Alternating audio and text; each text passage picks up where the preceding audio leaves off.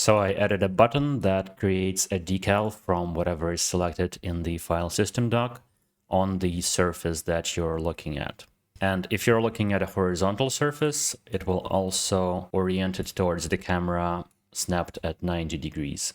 And it works like that for floors and ceilings. But for vertical surfaces, like for example this one here, it will just use the normal and the up vector. Oh, and it also sets the correct aspect ratio if the image is not square. There is now a little bit of camera shake when you're moving really fast. Like, for example, if you're falling a very large distance, it will start shaking the camera a little bit to make it feel more real. Oh, by the way, I also added interaction hints when you're looking at something interactable. And you can, of course, put any text you want in here. I only recently realized that much more stuff fits into the inspector when the height of the inputs is smaller. So I reduced that in my theme and also reduced the space between them. This is a bit of a trade-off because you can only change the style of all of them in the editor at once.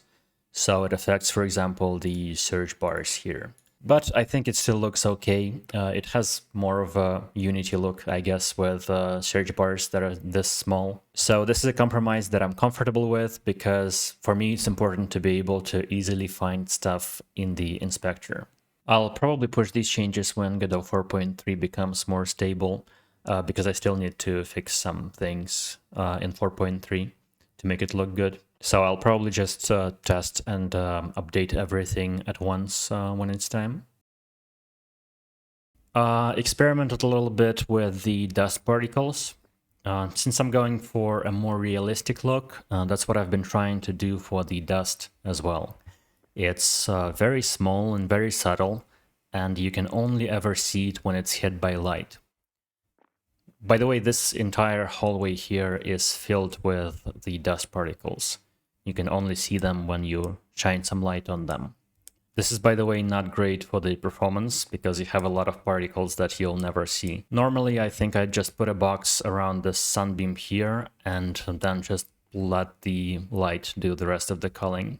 To be able to achieve this, I had to use this Lambert Trap diffuse mode here.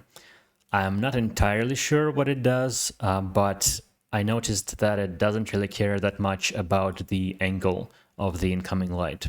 For example, if I switch it to the default diffuse mode, if we look at it from the same direction as the sun, it works fine. But if we look at it from the opposite direction, it basically disappears. Because they are billboards and they always face the camera, so when we look from below, there is no way for them to catch that light unless we switch to the Lambert Trap. Then they become a little bit dimmed, I think, but I'm fine with this because it saves me the hassle of actually going and writing my own shader for this.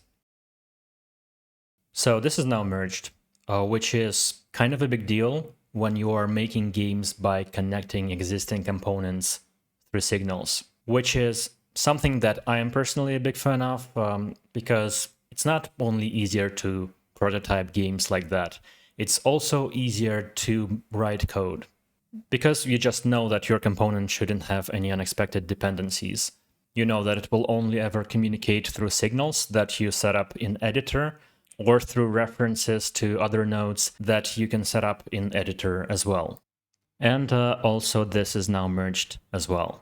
I'm thinking I could probably open some more PRs to make more stuff in Godot themable. For example, I kinda want to try to get rid of the background in the run bar. I'm thinking for the background to work there, it needs a little bit more space around the run bar. Maybe some rounded corners as well. Or we can just not draw it at all, because it's actually the only thing in the top bar that has a background. So I think it might work well for this theme without one.